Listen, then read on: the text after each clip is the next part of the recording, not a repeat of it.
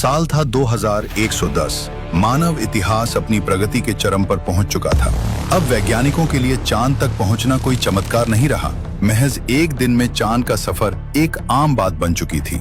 इसी तेजी से बढ़ते युग के दौरान एक दिन दुनिया के सबसे भरोसेमंद और प्रसिद्ध यूनिवर्सल स्पेस सेंटर के रेडार पर एक अजीब और अज्ञात सिग्नल रिकॉर्ड हुआ। शुरू में वैज्ञानिकों ने सोचा शायद कोई साधारण कॉस्मिक तरंग होगी, लेकिन जब वही सिग्नल बिना रुके 24 घंटे तक आता रहा तो पूरे स्पेस सेंटर में हलचल मच गई, क्योंकि यह सिग्नल किसी भी ज्ञात अंतरिक्षीय तरंग से बिल्कुल मेल नहीं खा रहा था। फ्रीक्वेंसी ऐसी थी मानो किसी अनजान तकनीक से भेजी गई हो। 72 घंटे की लगातार एनालिसिस के बाद वैज्ञानिकों ने एक चौंकाने वाली बात बताई कि यह सिग्नल ना ही पृथ्वी का है, न ही हमारे सौरमंडल का।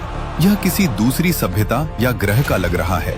यह सुनते ही यूनिवर्सल स्पेस सेंटर ने तुरंत अपने टॉप 3 एस्ट्रोनॉट्स को इस मिशन पे भेजने का निर्णय लिया।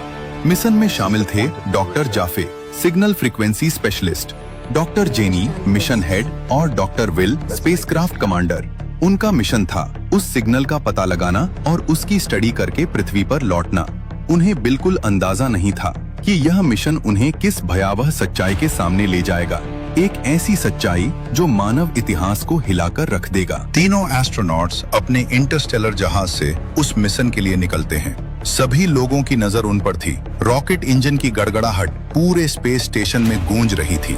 कुछ ही मिनटों बाद जहाज पृथ्वी के वातावरण से बाहर निकल गया। वे लोग आपस में बातें करते हुए पूरे मिशन को लेकर गहराई से चर्चा कर रहे थे। स्पेस में पहुंचने के बाद डॉक्टर जेनी ने स्क्रीन की ओर देखते हुए कहा, सिग्नल की फ्रीक्वेंसी अब और भी तेज हो रही है। लगता है हम उसी दिशा तेजी से बढ़ रहे हैं। डॉक्टर जेफ ने धीमी आवाज में कहा, कुछ तो गड़बड़ है। इस सिग्नल की फ्रीक्वेंसी असामान्य रूप से ज्यादा स्ट्रॉन्ग है। इतनी इंटेंस क्लियर मैंने अपने पूरे करियर में कभी नहीं देखी। जैसे जैसे वे लोग उस दिशा में आगे बढ़ते गए, सिग्नल की आवाज और तेज और साफ होने लगी। ऐसा लग रहा था जैसे कोई उन्हें अपनी तरफ खींच रहा हो। डॉक्टर विल ने अचानक डर भरी आवाज में कहा, जेफ, मुझे लग रहा है हम स्पेसक्राफ्ट को नहीं चला रहे, बल्कि ये खुद ही अपनी मर्जी से चल रहा है। डॉक्टर जेफ ने जल्दी से कंट्रोल पैनल चेक किया। उसके हाथ डर से हल्के कांप रहे थे।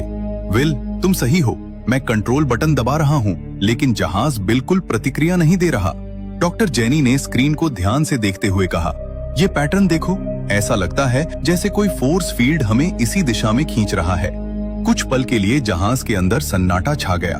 तीनों एक दूसरे को बस देखते रहे। डॉक्टर विल ने कांपती आवाज में कहा, टीम तैयार रहो, कुछ बड़ा होने वाला है। डॉक्टर जेनी ने तुरंत पृथ्वी पर स्पेस सेंटर को संदेश भेजने की कोशिश की, लेकिन कनेक्टिविटी पूरी तरह से गायब थी, मानो किसी ने जानबूझकर बाहरी संपर्क ब्लॉक कर दिया हो। तभी अचानक जहाज में बज रहा अलर्ट सिग्नल एकदम से बंद हो गया। उनकी स्क्रीन काली पड़ी और बाहर की खिड़की के सामने घना मोटा कोहरा छा गया, इतना कि कुछ भी दिखाई नहीं दे रहा था। इंटरस्टेलर धीरे धीरे उस कोहरे के बीच बढ़ने लगा, मानो किसी अदृश्य शक्ति उसे अपनी ओर खींच रही हो। कुछ ही सेकंड बाद कोहरा धीरे धीरे हटने लगा और जैसे ही दृश्य साफ हुआ, तीनों की सांसें रुक सी गईं। उनके सामने एक विशाल महाद्वीप यानी अंतरिक्ष की गहराइयों में छिपा बैठा हो, जहां पानी, जंगल, पहाड़, सब कुछ हरा भरा, बिल्कुल पृथ्वी जैसा दिख रहा था, लेकिन फिर भी किसी अनजानी ऊर्जा से भरा हुआ। डॉक्टर विल ने कांपती आवाज में कहा, ये ग्रह हमारे डेटा में कहीं भी नहीं है, और बिना किसी कमांड के इंटरस्टेलर स्पेसक्राफ्ट ने खुद ही अपनी दिशा बदली और उस हरे भरे ग्रह पर धीरे धीरे लैंड किया। तीनों एस्ट्रोनॉट्स ने उस ग्रह की सतह पर अपने पहले कदम रखे। जैसे ही उनके जूते जमीन पर पड़े, उन्हें महसूस हुआ कि यहाँ की मिट्टी में हल्की सी नमी थी और आसपास सुनहरी रेत चमक रही थी। पूरा दृश्य इतना मनमोहक था कि कुछ पल के लिए वे तीनों चुपचाप चारों तरफ देखते रह गए। हल्की हवा बह रही थी और दूर तक फैला वातावरण बिल्कुल जीवित सा लग रहा था। डॉक्टर जेनी ने धीमे से कहा, ये जगह सच में किसी अद्भुत दुनिया जैसी लग रही है। वे तीनों उस ग्रह पर काफी दूर तक चलते गए। आगे जाकर उन्हें एक विशाल समुद्र दिखाई दिया, जहां नीली लहरें बड़े पत्थरों से टकराकर हल्की हल्की गूंज पैदा कर रही थी। उस माहौल में कुछ पल के लिए हल्कापन आया। डॉक्टर जाफे हंसते हुए बोला, विल, हम लोग अगर चाहें तो यहाँ मछली भी पकड़ सकते हैं। विल ने गंभीर आवाज में जवाब दिया, जाफे, हम अभी अभी इस ग्रह पर उतरे हैं, हमें इस जगह को समझना होगा। और सबसे अहम बात, जैसे ही हम लोग यहाँ उतरे हैं, तभी से वो सिग्नल पूरी तरह बंद हो गया है। डॉक्टर जेनी चिंतित नजरों से समुद्र की तरफ देखने लगी। उसके मन में बहुत सवाल थे कि क्या ये ग्रह एलियन सभ्यता का तो नहीं है। डॉक्टर जेनी ने गंभीर आवाज में कहा, हमें टीम वर्क में काम करना होगा। अगर हमें इस ग्रह के बारे में सच जानना है तो जंगल में जाकर रिसर्च करनी पड़ेगी। जेनी ने जंगल की तरफ देखते हुए बोला, हमारा स्पेसक्राफ्ट अभी लोकेशन सिग्नल नहीं भेज रहा। शायद यहाँ की एनर्जी उससे टकरा रही है, जिस वजह से वो काम नहीं कर रहा। इसलिए मैं और जेफ जंगल के अंदर जाकर सैंपल और डेटा इकट्ठा करेंगे। और विल, तुम स्पेसक्राफ्ट के पास ही रहोगे। हमारे पर्सनल लोकेटेड सिस्टम पर नजर रखना। अगर कोई भी अजीब मूवमेंट दिखे तो तुरंत हमें संकेत भेजना। विल ने सिर हिलाया, ठीक है, तुम दोनों सावधान रहना। ये ग्रह जितना सुंदर दिख रहा है उतना ही खतरनाक भी हो सकता है। डॉक्टर जेनी और जेफ ने अपने उपकरण उठाए और गहरे जंगल की ओर बढ़ने लगे। जंगल में काफी अंदर तक चलते हुए डॉक्टर जेनी और जेफ अचानक रुक गए। पेड़ों के बीच से दूर एक अजीब सी चमक दिख रही थी, जैसे कोई मशीन धीरे धीरे ब्लिंक कर रही हो। दोनों धीरे धीरे उसके करीब गए और जैसे ही उनके सामने पूरा दृश्य साफ हुआ, उनकी सांसें रुक सी गईं। उनके सामने एक विशाल स्पेसक्राफ्ट पड़ा था, आधा जमीन में धंसा हुआ और उसके कोनों पर हल्की हल्की नीली लाइट ब्लिंकिंग कर रही थी। ये देखने के बाद जेनी बोली, न जाने कितने दिन से क्रैश हुआ है, फिर भी इसका इंजन बंद नहीं हुआ। जेफ कांपते हुए बोला, जेनी, ये हमारा जहाज नहीं है और न ही पृथ्वी की कोई तकनीक। जेनी बस उसे देखती रह गई। स्पेसक्राफ्ट का डिजाइन इतना हाईटेक था कि वो मानव सभ्यता से कई 100 साल आगे का लग रहा था। उसकी प्लेट पर अजीब चिन्ह बने थे।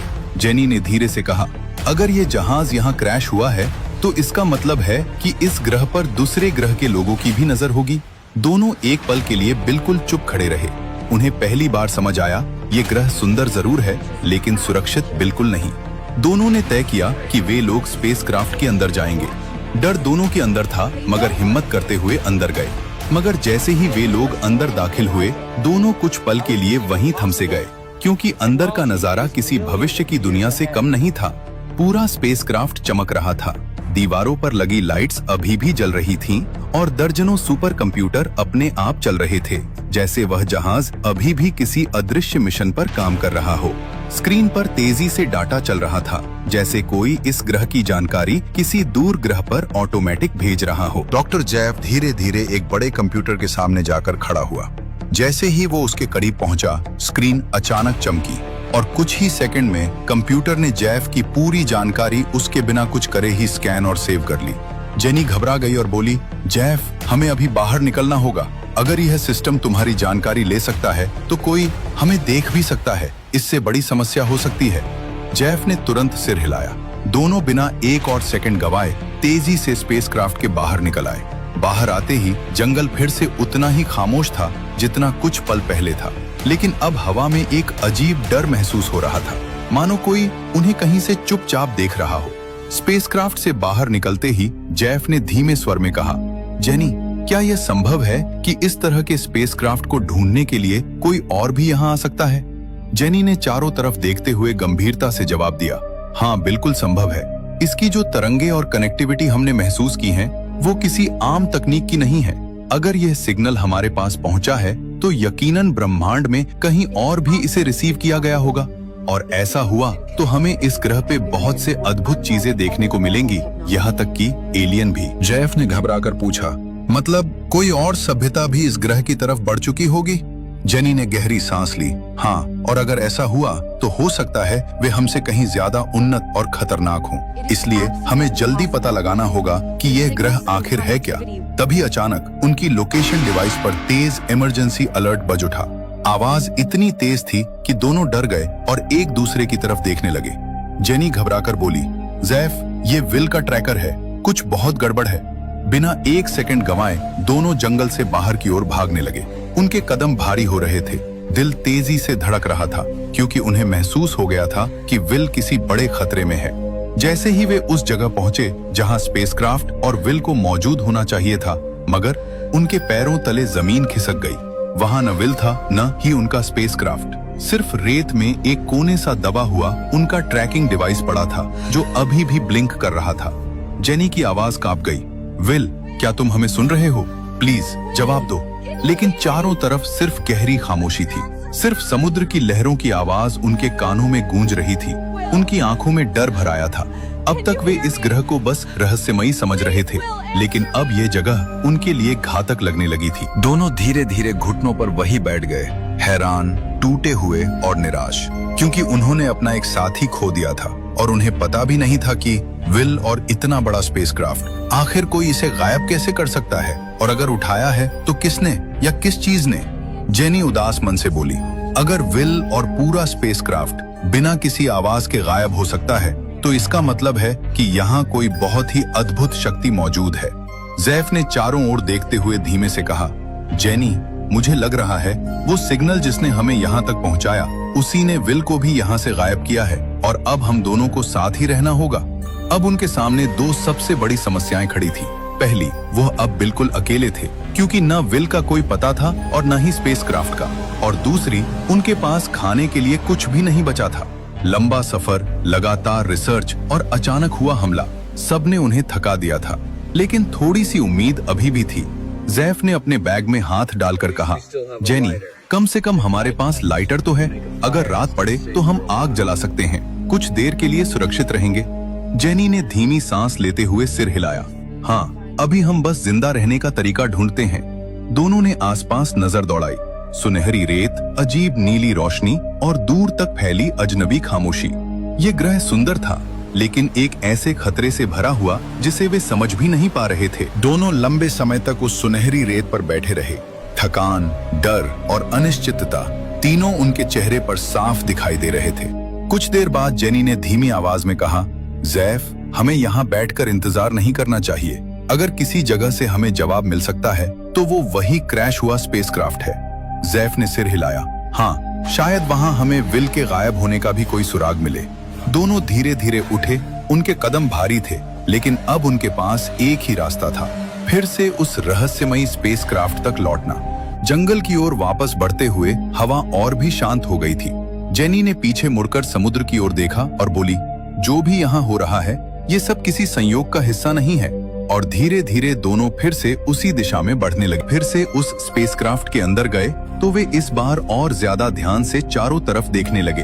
अचानक उन्हें स्क्रीन पर चल रहा एक सिस्टम दिखाई दिया जो किसी अजीब और अनजानी भाषा में ट्रांसमिशन कर रहा था। स्क्रीन पर चिन्ह और घुमावदार संकेत थे जो पृथ्वी की किसी भी भाषा जैसे नहीं लग रहे थे। ऐसा प्रतीत हो रहा था मानो वो तरंगे डिकोड होकर किसी और दिशा में भेजी जा रही हों। जेफ ने आश्चर्य से कहा, जेनी, सिस्टम अभी भी सक्रिय है।